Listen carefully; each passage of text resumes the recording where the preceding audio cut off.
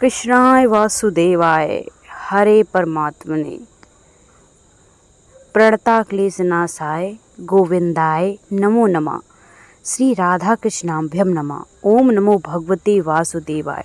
भगवती स्वरूपा जगदम्बा राधा रानी की जय। विष्णु अवतार श्री कृष्ण की जय।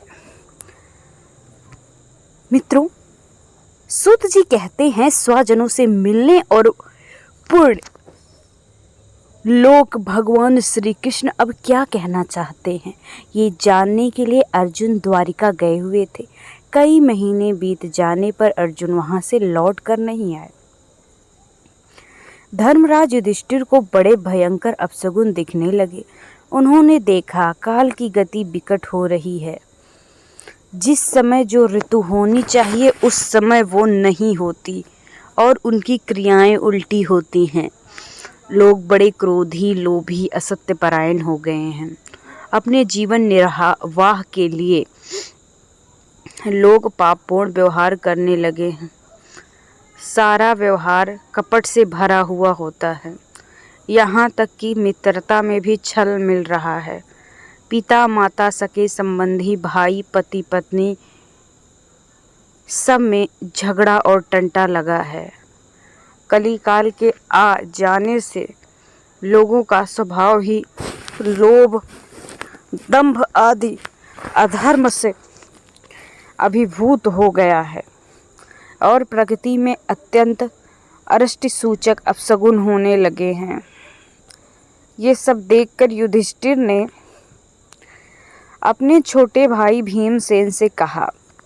युधिष्ठिर ने कहा, भीमसेन, अर्जुन को हमने द्वारिका इसलिए भेजा था कि वहां जाकर पुण्य लोक भगवान श्री कृष्ण क्या कर रहे हैं पता लगाएं और संबंधियों से मिलकर भी आएं। तब से 7 महीने बीत गए किंतु तुम्हारे छोटे भाई अभी तक लौटे नहीं।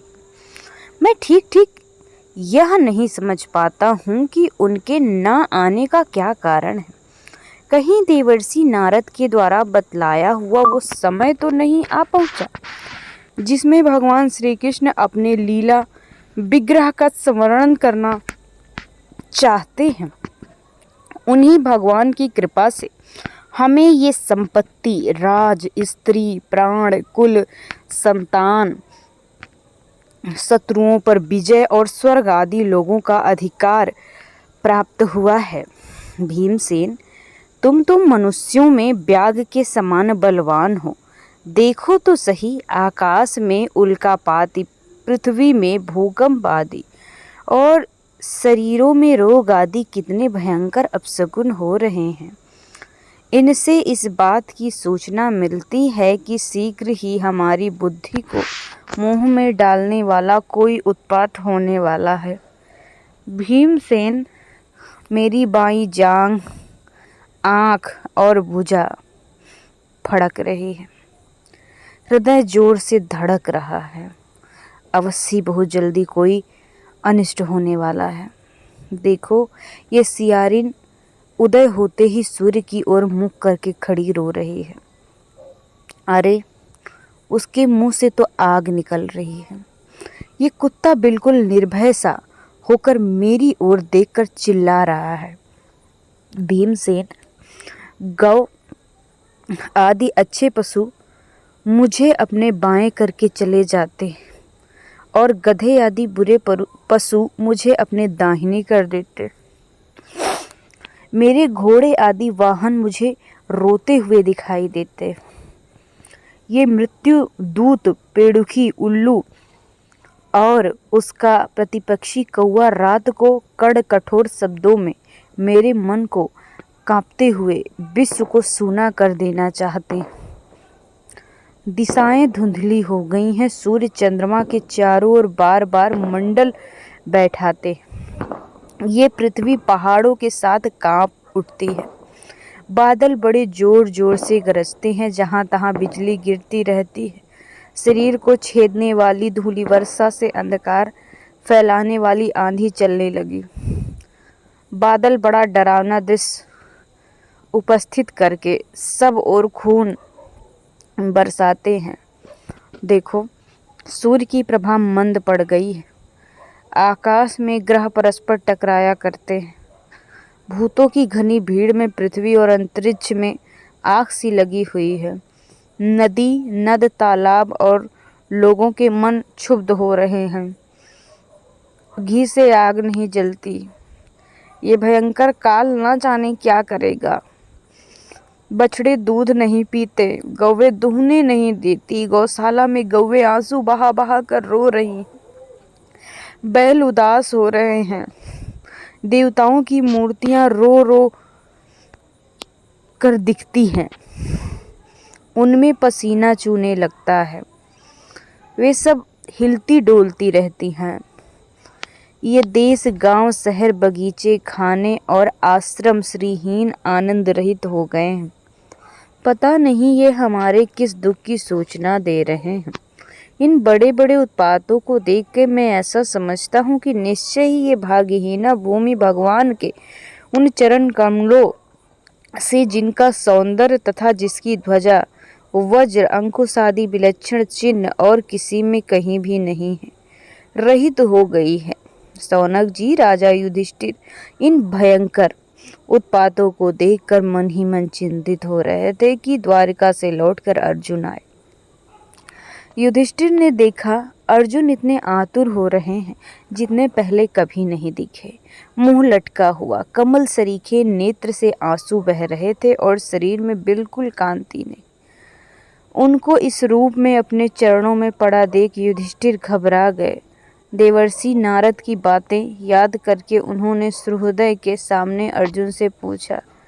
युधिष्ठिर ने कहा, भाई, द्वारिकापुरी में हमारे स्वजन संबंधी मधु, भोज, दशार, आह, सातत्व, अंधक और वृषवंशी यादव कुल से ही तो हैं। हमारे माननीय नाना सूरसेन जी प्रसन्न हैं। अपने छोटे भाई सहित मामा वासुदेव जी तो कुशल पूर्वक है ना। उनकी पत्नियां हमारी मामी देवकी आदि सातों बहनें अपने पुत्रों और बहुओं के साथ आनंद से तो है ना।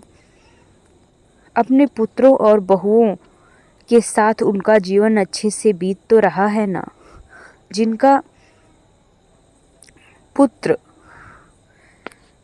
कंस बड़ा दुष्ट था, वे राजा उग्रसेन अपने छोटे भाई देवक के साथ जीवित तो है ना। हृदीक उनके पुत्र कृतवर्मा, अक्रूर, जयंत, गद, सारण और शत्रुजीत आदि यादव वीर कुशल तो है ना। यादवों के प्रभु बलराम जी तो आनंद से हैं ना। वृषवंशी सर्वश्रेष्ठ महारथी प्रद्युम्न सुख से तो है ना। युद्ध में बड़ी फुर्ती दिखलाने वाले भगवान अनिरुद्ध आनंद से तो है ना। सुषेण, चारुदेशन, जाम्बती नंदन, साम और अपने पुत्रों सहित ऋषभ आदि भगवान श्री कृष्ण के अन्य सब पुत्र प्रसन्न है ना। भगवान श्री कृष्ण के सेवक सुतदेव, उद्धव आदि और दूसरे सुनंद, नंद आदि प्रधान यदुवंशी जो भगवान श्री कृष्ण और बलराम के बाहुबल से सुरक्षित है, सबके सब सकुशल है ना। हमसे अत्यंत प्रेम करने वाले वे लोग कभी हमारा कुशल मंगल भी पूछते हैं। भक्तवत्सल ब्राह्मण भक्त भगवान श्री कृष्ण अपने स्वजनों के साथ द्वारिका की सुधर्मा सभा में सुखपूर्वक विराजते हैं ना। वे आदि पुरुष बलराम जी के साथ संसार के मंगल, परम कल्याण और उन्नति के लिए यदुवंश रूप क्षीर सागर में विराजमान हैं। उन्हीं के बाहुबल से सुरक्षित द्वारिकापुरी में यदुवंशी लोग सारे संसार के द्वारा सम्मानित होकर बड़े आनंद से विष्णु भगवान के पार्षदों के समान विहार कर रहे हैं। सत्यभामा आदि 16,000 रानियां प्रधान रूप से उनके चरण कमलों की सेवा में ही रत रहकर उनके द्वारा युद्ध इंद्र आदि देवताओं को भी हराकर इंद्राणी के भोग, योग तथा उन्हीं की अभिष्ट परिजाति वस्तुओं का उपभोग करती हैं। यदुवंशी वीर श्री कृष्ण के बाहुदंड के प्रभाव से सुरक्षित रहकर निर्भय रहते हैं और बलपूर्वक लाई हुई बड़े बड़े देवताओं के बैठने योग सुधर्मा सभा को अपने चरणों से आक्रांत करते हैं। भाई अर्जुन, ये भी बताओ कि तुम स्वयं तो कुशल हो ना? तुम मुझे श्रीहीन दिख रहे हो। वहाँ बहुत दिनों तक रहे, कहीं तुम्हारे सम्मान में किसी प्रकार की कमी तो नहीं हुई? किसी ने तुम्हारा अपमान तो नहीं कर दिया? कहीं किसी ने दुर्भाव, अमंगल शब्द आदि के द्वारा तुम्हारे चित्त को दुखाया तो नहीं? अथवा किसी आशा से तुम्हारे पास आए हुए याचकों को उनकी मांगी हुई वस्तु अथवा अपनी ओर से कुछ देने की प्रतिज्ञा करके तुम वहां उन्हें दे नहीं सके, ऐसा तो नहीं हुआ? तुम सदा शरणागतों की रक्षा करते आए हो। कहीं किसी ब्राह्मण बालक, गौ, बूढ़े, रोगी, अबला अथवा किसी अन्य प्राणी का जो तुम्हारी शरण में आया हो, तुमने उसका त्याग तो नहीं कर दिया? कहीं तुम अगम्य स्त्री से समागम तो नहीं करके आए, अथवा गमन योग करने वाली स्त्री के साथ असत्कार पूर्वक समागम तो नहीं किया? कहीं मार्ग में अपने छोटे अथवा बराबरी वाले से हार कर तो नहीं आए? अथवा भोजन करने योग्य बालक और बूढ़ों को छोड़कर तुमने अकेले तो भोजन नहीं कर लिया? मेरा विश्वास है कि तुम ऐसा निंदित काम कदापि नहीं करोगे। तुम बड़े योग्य हो न हो, अपने परम प्रियतम, अभिन्न हृदय, परम सुहृद भगवान श्री कृष्ण से तुम रहित हो गए हो।